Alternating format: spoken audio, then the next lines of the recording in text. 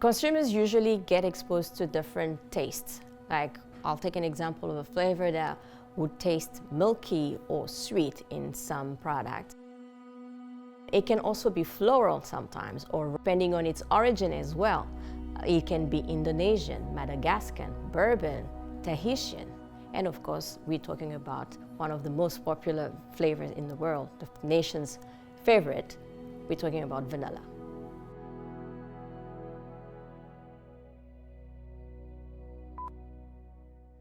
One-on-one, take one. So my name is Pierre Miclet, and I'm the founder of Foodarom, which I founded about 14 years ago.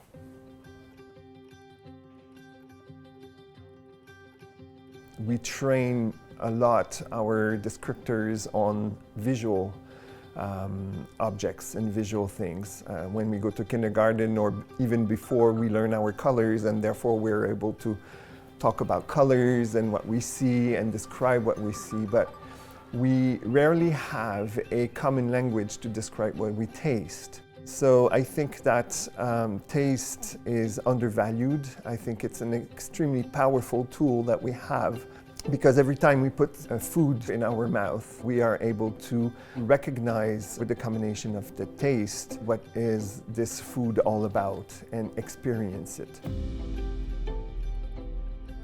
So what Foodarom does as a company is basically we are supplying flavors to the food and pharmaceutical and sports nutrition and nutraceutical industry. But by doing so, we are basically supplying solutions to taste issues that our consumers and customers have. Basically, a flavor is a tailor-made item. It's an item that we create for a specific application. How is it made? Basically, a flavor is created by people that we call flavorists or flavor chemists.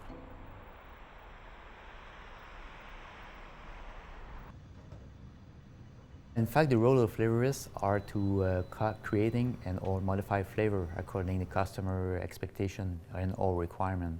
I see the role of a flavorist between the frontier, let's say, the frontier of the science and the art.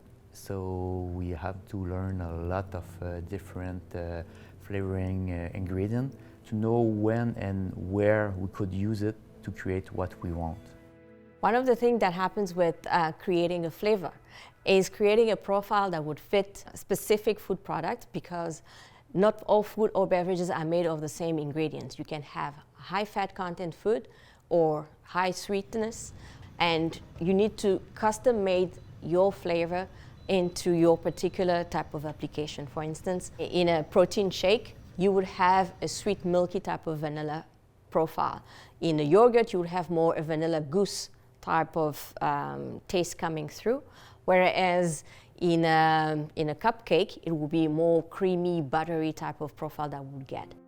Consumers can actually try that at home themselves into applying vanilla extract. So we can take a teaspoon and we pour it into a glass of water.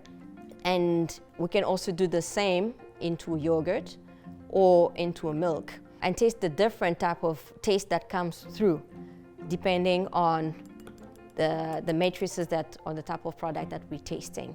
You can even push the tasting even further by adding a teaspoon of sugar and an experience in another cup in a glass where you wouldn't put sugar at all. And then you will see what comes through and compare and experience what flavorists experience every day in their job. So flavors is the blend of taste and smell sensations. So on one side, we have the taste that we perceive with our taste buds. So sweet, sour, bitter, salty.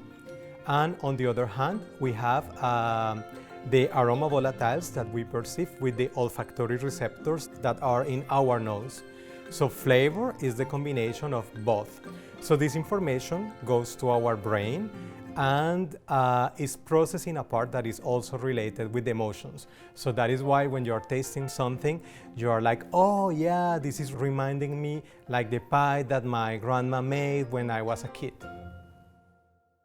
We are no longer thinking that we will consume food only because we are hungry or because we are thirsty. We are eating food to prevent things down the road. We are eating food to give us energy because we're going to run a marathon tomorrow. We're consuming products rather than just nourishing our body. That's no longer the only purpose. Consumers are demanding functional products probably because they are more conscious, educated, and demanding than ever. There is a growing interest to eat food with health benefit, and for sure it has been accelerated by the global pandemic.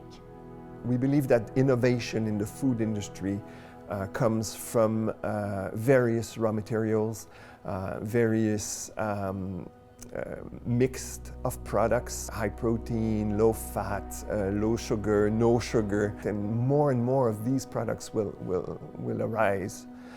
So Foodarom has to be there to accompany those companies that are innovative, that want to come out with these new products, extremely different from typical products, and to help them out with the taste issues that they're finding along the way.